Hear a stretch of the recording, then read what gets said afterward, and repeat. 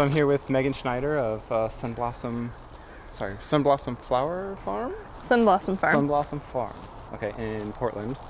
I guess could you just kind of start with like maybe take your choice of either how you got into farming or how you started working on this farm? Sure. I can start with how I started farming. I studied sustainable agriculture for my undergraduate degree up in Canada, the University of British Columbia. Okay, cool. Yeah. And I kind of went there because they have a 60-acre organic farm on campus. And I was interested in learning how to grow my own food. And then I was like, cool, I can get a degree in this. So I went to school there and I've been farming ever since. That was, I guess it was a while ago. But I've been farming pretty much every season for the past decade, 9 years, I think. Wow. Has it traditionally been vegetable crops, all and only vegetable crops? Yeah, so I did kind of larger scale commercial vegetable, but still organic, vegetable farming. Mm-hmm. And then I did children's garden education at the UBC farm, and that was, just small scale veggie gardening. And then after I finished school, I had an internship where I ran my own CSA and very small farm out in Montana, very short growing season. That was wild. So you had an internship, but you also managed your CS. Yeah, the internship was the CSA. Okay, yeah, all right. Right. Cool. Growing my own, I mean, it was very small. It's a quarter of an acre, so not a lot of the stuff that I'm looking into is that's kind of, if it's one person, that's your jam. A quarter acre. Right. I mean, that felt like a lot. Yeah, it's kind of maxing you out. Yeah. So I did that, and then I came back here to Portland. I grew up here, started grad school here. I was kind of getting more and more into flowers by the end of my vegetable farming time. She knew I wanted to try flower farming, so she hooked me up with Dina and Noah.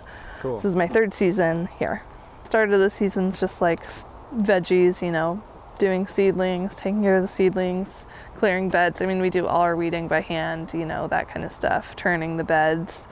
By the time, and that kind of happens, I mean, we'll start seeding stuff in February. We start stuff inside and then we plant.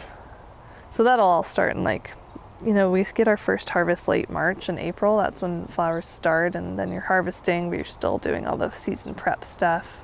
By the time this time comes around, we're doing a little weeding, but a lot of it is harvesting and deadheading and just having fun with the flowers. And fall is prep time, so we'll pull things out. We do spring bulbs, we'll put in our tulips and daffodils if we're doing new ones. We do ranunculus and anemones. Those are they're corms, ranunculus corms, and little bulbs that you plant and then pull out every year. Daffodils and tulips you leave in, but the ranunculus and anemones you have to pull out. But those get planted again in the fall. They overwinter. And then winter is the break.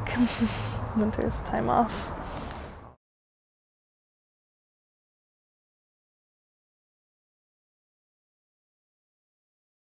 I mean, it's kind of a different skill set. I mean, it's the same thing. You put seeds in soil and they grow. They're watered and same ingredients. Some of the basics stay. Yeah, but spacing, knowing what to plant, how much of it. Dina has been doing this since 2013, so she has a sense. We do a bed of zinnias every year, and that's how much we do. But we've been playing around with a lot of new varieties, so learning that, how much to plant of each flower to get an actual harvest, that is good. Is it because a lot of the kind of traditional crop numbers that you do that are basically published for vegetables, they're not really there? I'm sure there's information about it, but we're so small. A commercial thing is not going to apply to us. Mm-hmm. So and then so that kind of stuff, and then also it's a different harvesting skill set. You have to, it's kind of the same. It's the same with tomatoes and stuff. You have to keep picking them for the plant to keep producing. Same with flowers, but it's a different time. You have to harvest flowers at a certain time for them to have a long vase life, or if you harvest them too soon, then they won't keep opening, all that stuff. So the harvesting, and then one of the ways you make money farming flowers, or well, we consider ourselves farmer florists. So we do some design and arranging ourselves here. We don't just sell like bulk flowers. We arrange. So that's also a whole skill set. That is like, I mean, the florist industry, which we are like just kind of tangentially a part of.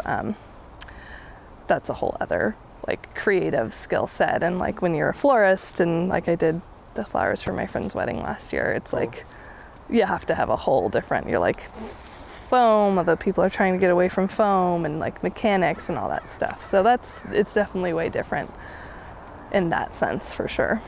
Did it still kind of give you the same I guess like that feeling like I grew these vegetables and now someone's eating them, and now your friend's wedding is like, I grew those flowers and now it's beautiful. Yes, and I honestly like it a little bit more, like, cool, not gonna lie. Yeah, that's fun. Yeah, because I don't know, cooking is creative, like that's the creative thing you get to do with your vegetables, but here it's like I get to do colors, so I really like the creative aspect of being a flower farmer. Yeah. What was it like making your first bouquet? It was challenging. Like, I follow all these florists on Instagram. Are really big on florists are really big on Instagram, and I was like, oh, I want it to look like theirs, and then it didn't. It was just like this weird little like meek thing, and you really have to use so many flowers like to get a very full looking arrangement or bouquet. It's like you need so many more flowers, and like the color, like color combos are still something I'm learning to finesse, but yes, it's challenging, but I've gotten a lot better, and gotten quicker at it too when we've got big orders. It's good to be able to get through them pretty fast. And I imagine that their delicacy is kind of a bit increased. I mean, there's definitely some delicate produce, but not quite the same. Where these ones are like you're trying to knock off petals. And that's a whole part of the harvest too, is that you have to let flowers rest. So you harvest, and then you're really supposed to wait a few hours before you arrange them. Interesting. Or a whole day. Just more nuance. Yeah. They have to rest, otherwise, they might wilt if you pick them, and then they get all manhandled, and So you let them rest in water, I presume? Yeah, you harvest them into your water bucket, then you want cool, shaded, not in sun. Let them recover a little bit, and then reach a new equilibrium. A few hours later, or like a day later, then you arrange them. So it's a whole thing. Are there special considerations, like on the planting side? Are you looking for pollen-free varieties, or is it any specialness in that case, or is it just kind of you're looking for a certain flower, or a certain color, a certain shape, and that's kind of... Yeah, we just kind of go with what we like. I mean, if you're doing a lot of floral design, you want things that are going to have good stem length. Like there are flowers that like seed companies will sell that are like, these are good cut flowers. Like those are the ones you want to get to use in arrangements and stuff. Because like we have some little marigolds I got at the nursery. They're like this tall. They're not very useful. They don't quite cut it. The other marigolds that are cut flowers are getting this tall. Those are going to have long stems that you can actually use in a bouquet. Or an arrangement. Yeah. So, I saw some passion flowers as we were coming in. And I'm like, they're so beautiful. And then I thought for a second, I was like, I bet they don't actually cut these because they're just aesthetic. How do you, like, it's this wimpy little vine. There's no way of actually getting that into a bunch. And some of the stuff we have here, like we have way less annuals than we do perennials. Like a lot of our farm is perennials because Dina and Noah really wanted this to be a pollinator habitat, so like there's this one plant that's taking over a perennial that the bees love. I never use it at all arranging, but we keep it for the bees, and so I don't know where I was going with that, but we have a lot of stuff that is not specifically for arranging. That's like your annual cut flowers. Those are what are good for that. But we still have lots of stuff that is just nice to have, like the passion flower.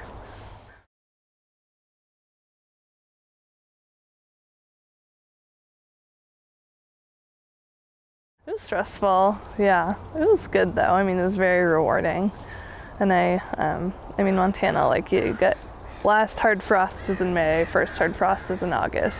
So you've got a very small growing window. It's wild. Lots of frost blanket.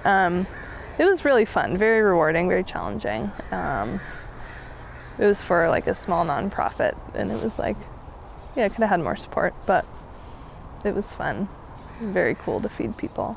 It was a small CSA, only like 10 members, but still, it's a lot of work. And we have a CSA here too, actually. That's one of the ways I saw we like a flower CSA. Yeah, and so that experience running that CSA, you know, Dean and Noah go out of town, so when they're gone, I'll run the CSA here, and so it's been good transfer of like just being very comfortable like doing managing this job. Yeah, okay. Very comfortable doing that. So, and that was probably because I ran a small farm. Once upon a time. Yeah. I saw something on your website about that you actually like make bouquets and deliver to businesses and like refresh their bouquets through time. What's your experience been with that? I thought it was really cool, and I was like, that's definitely a way to get in, because they're seeing like, no, that's work. Like, it might be pretty, but that's a job that I have to do. It's a task that somebody has to do, and you're kind of taking all that from them and just saying, don't worry about it. We don't actually have any business accounts this season. Okay. But yeah, I think it's a good thing, because it's like a CSA, except for like we would make more money if we had more business accounts. Because instead of like our CSA is every 2 weeks, but like you have to refresh flowers weekly if they're like at someone's business front. So it's a pretty good way to make money. And a lot of like, any restaurant, most restaurants you go to, business offices, like they have a florist do that. Like they do not have an employee doing their flowers. We have connections to a couple florists, but not a whole lot. And actually the niche, which we've sort of started to fill more, is we do a CSA we make bouquets, but then we also have a you-pick CSA. So people come every other week and they harvest whatever they want and take that home, and it's less money, so it's like a cheaper option that's better for more people.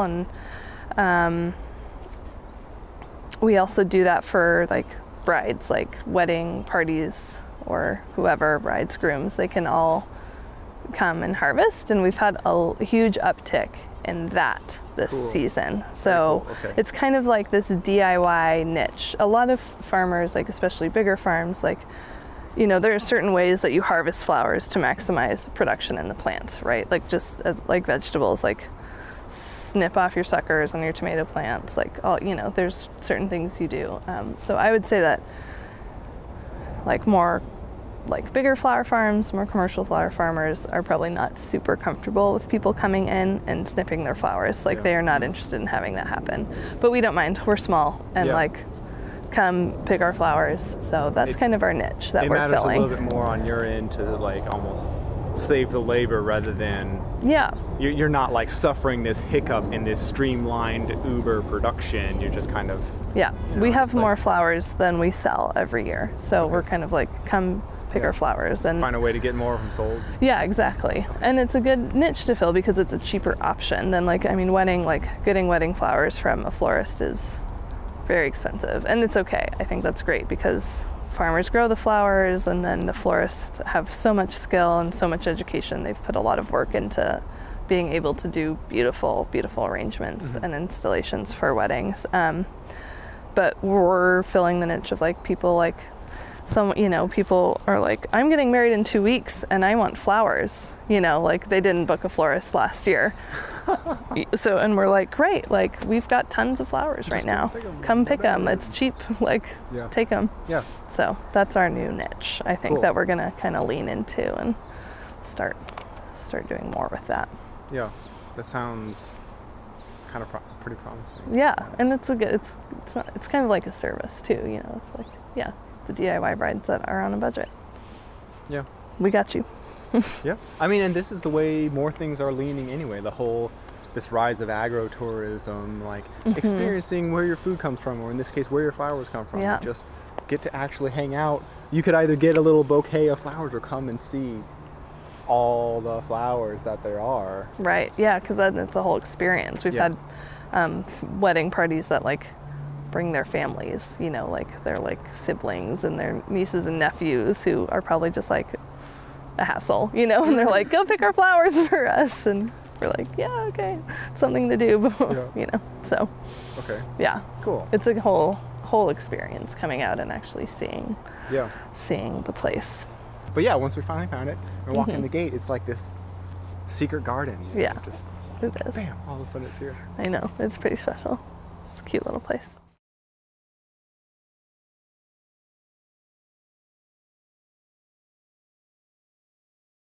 The U-pick itself is obviously like definitely one prime example of that. You can't just go out to a lavender field and pick a bunch of lavender. Yeah, I think the central location, the neighborhood, I mean, Cully itself, like specifically this neighborhood is very agriculture oriented for a city neighborhood. So that helps. There's like, you know, there's a farm store on like 42nd, very close to here. So Farmer Ted, like he's who we get our fertilizer from, and the hay for the goats and all of that. And so that's, I guess you probably have that in a rural area, but it's very close. It's just a few blocks away.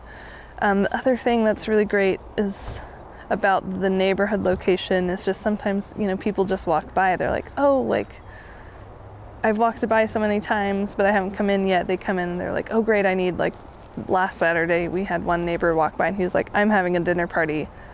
I need some flowers. Can I just pick some flowers from here? And we were like, yes, of course.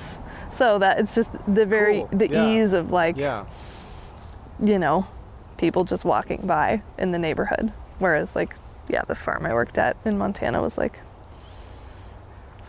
down a Forest Service road. You know, you'd have to make lots of effort to get there. I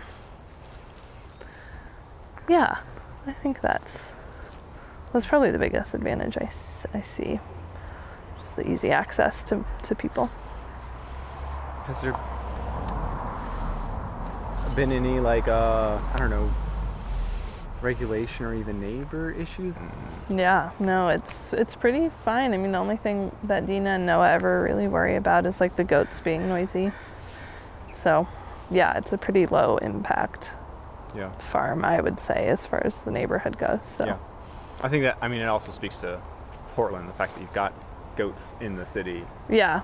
You know, like this is most places are still struggling to be able to have a garden in their front lawn or have chickens, and it's like, well, we've got goats, so yeah, and that definitely makes it easy. Portland and Cully, like this is just a farm centric neighborhood out here, so cool. It's very cool. It's a good spot.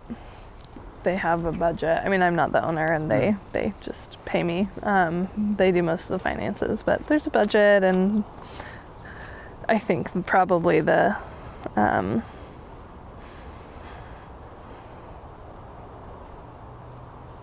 biggest indicator has been like what sells the best, and that has been the U-pick CSA. And for that doesn't really impact our planting decisions at all, because it's like they'll pick whatever.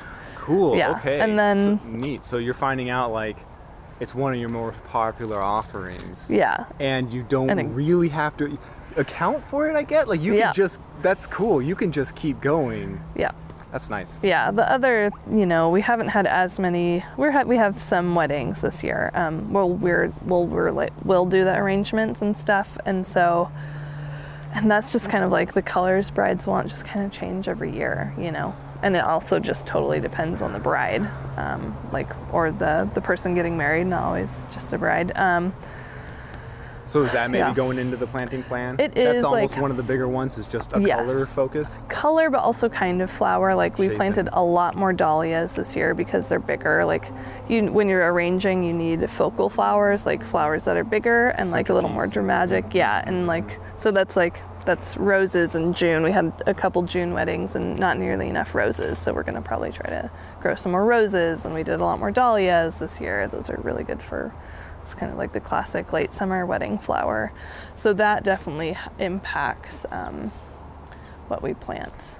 Oh, and then the other thing actually that kind of relates to like being in Portland, another revenue stream that we have is we host workshops, like bouquet arranging workshops or wreath making workshops, and we host on Airbnb. Like there's Airbnb experiences, and so being in Portland, you know, an urban place that people are like traveling to, where like I think there's like an Airbnb office here. Like people, like we've had some success like hosting on that, and then we'll do bouquet arranging, which is just the same as flowers, but we did some wreath making workshops in the fall, so that's kind of like the off season, like you dry flowers, keep them, and do your wreath making workshop in the fall. And so that kind of stuff, like, yeah, we're planting lots more dried flowers this year, so we can have the supply for the off season. Do they fit in differently in your, like, in the cropping plan? I don't know if they, like, grow any differently. No, they're just right there. The dried flowers are right there. They just have some properties that lend themselves to drying. Yes, they just dry. Okay. Yeah, they last forever. Okay. They'll last forever. So, yeah, they're cool. They're beautiful. They're my favorites. I like them more than fresh flowers. Not gonna lie. Do you have any? Do you do any, like, edible flowers or anything like that? Yeah, I mean, we have. Well, I just pulled up a lot of our bachelor's buttons, but bachelor's buttons are edible. I mean, so they're edible, but, like, are they? Is there any marketing of? No, we don't actually do that, but that's not a bad idea. Okay. I'm not sure how we could. Yeah. Like little sugared, like candy coated flowers. I think that's what people do. Sometimes I've seen some people put them into salad mixes. Yeah, that's what I've mostly done. But, yeah.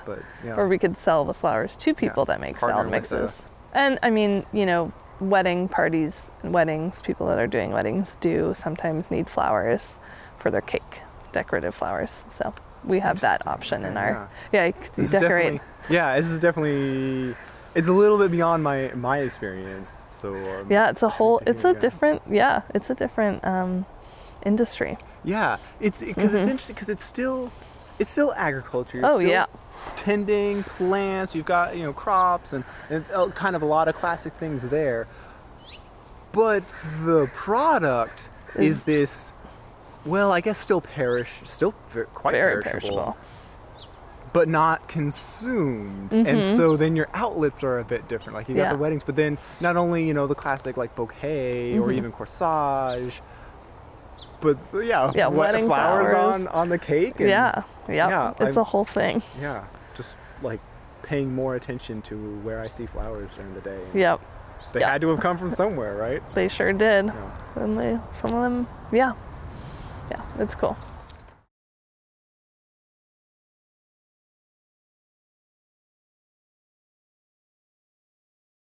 I think finding your niche, like we're starting to find and they've been doing the U-pick thing the whole time, so it's kind of like something they've been doing the whole time, but we're really getting into it with U-pick weddings. So definitely, like that difference. That's that's niche, right? Like flower farm, cut flower farm, U-pick weddings. Like keep going. Yeah, find your niche. And then I think that having a good social media presence is actually really important, and especially for flowers, but I think for vegetable growers too, like having like pretty photos and like telling your story, I think is really important, and especially in the flower community, like people are very big on Instagram, and so being out there and like posting a lot, and people love pictures of bouquets. People love pictures of us with our flowers. They love pictures of people with flowers too. So I think that's like a pretty important part to success. It's kind of how you spread the word these days. And that's something we're getting better at too. Like especially like the urban environment. Like obviously social media is worldwide, but you're in a highly, population dense area, and then you're showing people, and it just kind of links back to what you're saying earlier. People could just kind of walk by and see.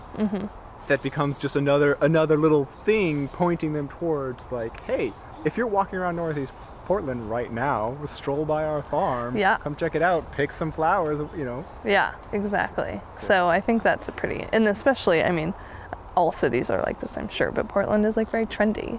People like trendy pictures of like flowers and stuff like that. So, I think that's pretty important. Leaning into social media. Yeah, leaning into it and just doing it consistently. You just have to be present. You just have to be present. Okay. I think. No, I think so too. I'm again foreign to that. Like I'm not there. But that's my impression, yeah. Yeah. It's just like you've kind of got to be pushing all the time. Not big, but something. Yeah. And that's also where it's kind of nice, where you can just like, boom, Yep. pictures up, whatever. Yeah. And then I go back to actually doing the stuff that I have to do. Yes. And yeah, and that's stuff I did anyway on the farm, was just walking around and be like, oh wow. I have so many pictures of flowers. Like, thank God we have a farm Instagram, because I do not want to spam my personal Instagram with like all the flower pictures, I'm like, I have an outlet. I have an outlet for all the pictures of the flowers I take, so I like it. And then they're there, and you can reference them. Yeah. Going forward. Yeah. Cool. That's also actually helpful for keeping track of like what's blooming, because the you pick and DIY brides or wedding folks are, mostly we get brides, but they're like, what's blooming in August? And I'm like, well, like, let me scroll back. We're developing a list, a better, like, more organized list. But even to be able to point them to it as well, even if you knew and could say these things and have a little picture, you can. Yeah. It's just always nice to be like, hey, scroll back to this time last year. Check out our Instagram too. Yeah. Our Facebook. Yeah.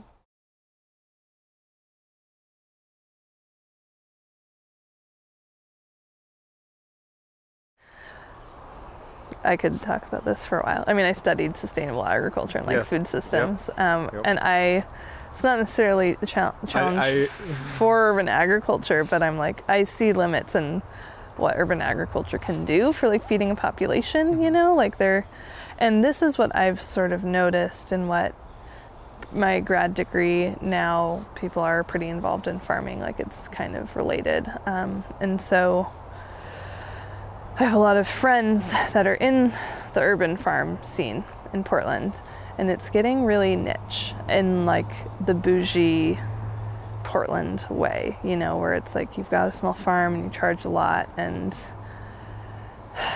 it's kind of like urban ag is getting gentrified in some way, and there are there are farm plots here and programs here that are like promoting like farmers of color and like giving people of color the chance to learn how to farm too, and so there's all of that happening as well. So I don't want to like just say this one narrative of like gentrification. There's a lot of other stuff going on, but it's kind of like, when it loses its grassroots feel and like values, then it's just another way to make money and not like provide food for the community, which is important. Farmers should make money because we deserve to make money just like everyone else, because we play very important roles. We feed people and give them beauty and joy of flowers. But I think we're in a kind of, it's like, how bougie do we let it get before it's kind of like, oh man, like now people can't afford it, and you're either like getting like a very expensive CSA from a block away, or you're eating at McDonald's. Like, hopefully that's just the divide doesn't happen, But that's something that's like my broad food, like critical food systems perspective. A soil science instructor down at OSU who says like, sustainability, but sustainability for whom? Exactly. But then you've got the other side, which you already pointed out, like Ron Finley's TED Talk out of LA, where he's like, the thing about sustainability is you got to sustain it, right? Right. So it was like, you've got to make money. You deserve to make money, and you need to charge what you need to charge to be there. But yes, it's how much is this actually addressing any food inequality or lack of food access, really? Because the people who have access, their means of access is not really ever threatened. Right. Yeah, and also just urban agriculture is great. Let's grow all the local food we can, we can't give up farmland. Like, we have to keep valuing farmland. Like, I saw, I don't know, a headline on one of the local papers, I think, or maybe it's just an opinion piece. Someone was like, Portland needs to expand its urban growth boundary. It's like, no. We can't take away ag land. Like, we can't take away ag land. We're not that dense. Like, yeah, right, exactly. It's we're one of the few places with an urban growth boundary. We need to keep it. Yeah. And like, we can 100% increase our density. Yeah. Because we're not that dense, and we can fill the empty apartments in our city first. So that's like, Yeah, that's the other challenging thing about urban ag. Like, it definitely serves a purpose, and like, we gotta get people to value normal agriculture too. Yeah. So normal, like, sustainable, organic, happy, healthy farms as well. They don't have to be organic or anything, but you know, the small businesses, the small farmers that are just outside our doors. Yeah. I mean, that's one of the things that urban agriculture has, is that it is increasing the popularity and the visibility and the access. Yeah. But True. yeah, I mean, it's who can buy it? I don't know what's going to be the the net effect. Like, people see produce more, so maybe they even value produce that wasn't grown down the block, that it was grown farther away. So hopefully, yeah, it's a very good educational tool, for sure. Yeah. And then especially, we're going back to like your interaction with the urban environment, that people can just come in, that you can have people coming into UPick that I don't know if you've done yet or not, but like have a school class of kids come through. Like you've got that ability, as you've already pointed out, that access. People can just come in and walk around, and that you are offering these cheaper options. Like, I think that is something else that is in the potential. There's definitely that we're pinched on small land area with high land prices. So you're trying to make as much money as you can because you have to. But then there's also like these other ways of finding ways for it to be cheaper for the farm. Right. You pick, like it can be cheaper. You just have to do some of it.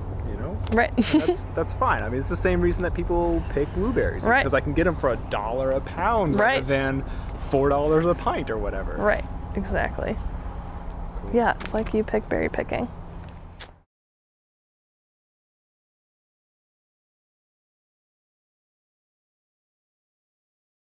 We don't really have pests. Yeah. I mean, we do. There's like little beetles.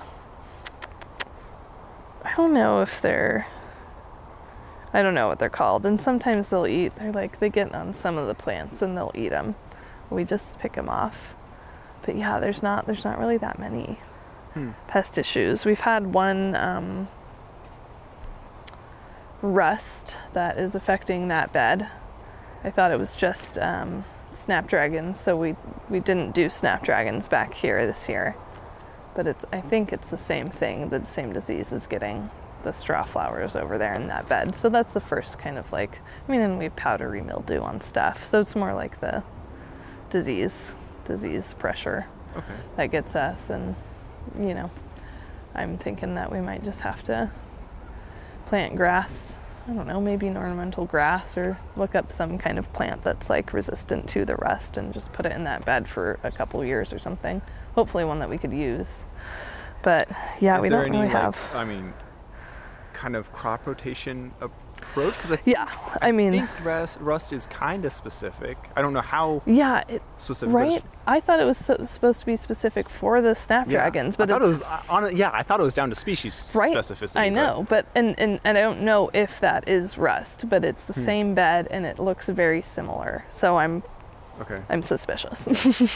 But we rotate. I mean, so much of our stuff is perennials, but we'll switch. The zinnia bed was there last year. We switched them. So we do switch up where we put the plants, and because that's just good farming practice. I'm also kind of realizing maybe at least some of your pest pressure probably actually isn't even that big a deal when you get it, because you're cutting the flowers, which not to say that they don't get eaten or anything, but tends to be less damage than something coming in and eating a leaf or it's boring into a fruit or something like that. And that. It's like if a pest eats a leaf, that's okay, because we strip the leaves off the flowers when we anyways. Yeah. That's pretty sweet. It's your cleanup goes pretty far, and so it can look pretty ratty and by the time it gets there. Yeah. And I mean, we do have there are some things that are getting nibbled on, like our lupins got really nibbled on, and if a bug gets too far into a plant, the plant won't survive. But but really it's pretty, and we have such a diversity of things. There's a very large diversity of plants in here, so that's also helps, because that just helps with any disease or pest pressure. And I mean, I don't know specifically besides, but it's people recommend planting marigolds with tomatoes and stuff, because marigolds are pest repellents. This is a whole farm of flowers I don't know if anything besides marigolds are pest repellents. That's a little different in that way than veggie farming. It's not something that I've had to worry about here, which is really nice. It's easier. Yeah. It's easier and it's prettier. Yep. I'm fully. Perennial beds and lower pest pressure. Yeah. I'm a full convert. I'm not going back to veggies. I did want to ask about cultivar selection. I know you said you're not so much pulled by the market, especially as you're leaning into U-pick and they're just kind of taking what you got. Yeah. But I also know, like, you know, on your webpage you're saying local and sustainable flowers and stuff. Yeah. Are people looking for local flowers, or are they, or are you able to kind of take advantage of the fact that you've got this local seasonality of, say, like ranunculus that doesn't ship well, and that's kind of where you're getting in with them? Well, I mean, we still sell stuff in the spring, and that's just what you sell in the spring. You just gotta have ranunculus if you want to like have anything. They're the first things that bloom. Ranunculus and anemones, and then all the shrubs and stuff. And so, yeah, if you're a farmer, you gotta have something to give people. And we've had weddings and stuff in May. You know, it was very early on before any of our other annuals were ready. So, and ranunculus actually ships pretty well, but obviously we're not shipping. Yeah. It's very sturdy, good. It's a workhorse flower, beautiful. Sturdy stems, sturdy flowers. Okay. They're the best. Yeah, they're the best. People use them all year though. They'll get ranunculus from all over the world and use them all year. Okay. Well, yeah, I was just wondering like what one of the draws were, but I mean, especially as you're leaning into U-pick. Yeah. Then that's kind of becoming its own draw. Yeah, and we're actually gonna try a different. So we just have a CSA. This the way we've done it has been June through October, and next year I think we're going to try having a spring CSA. So you might get a bouquet, or maybe we'll just do like bunches of ranunculus or bunches of tulips or something. Okay. And then summer CSA, and then a fall CSA. So we're going to try to split it up and start selling more of our flowers across the season. Yeah, rather than kind of having like a peak and a low. Because we really do have flowers the whole time. You know, because there's all the shrubs, like the lilacs and all of that. Those are early. Yeah, cool. I like lilacs. They're my favorites. Yeah. Kind of, yeah. I have a lot of favorites. What are some of the others? I do love lilacs. And they're so short. Such a quick season. I love ranunculus. I love sunflowers. Lunaria, which we don't have this year, but that's like a seed pod that dries really well. It's like the money plant. I don't know if you know. It's like little pods with seeds. That's my favorite. I think. Yeah, it's kind of hard to choose.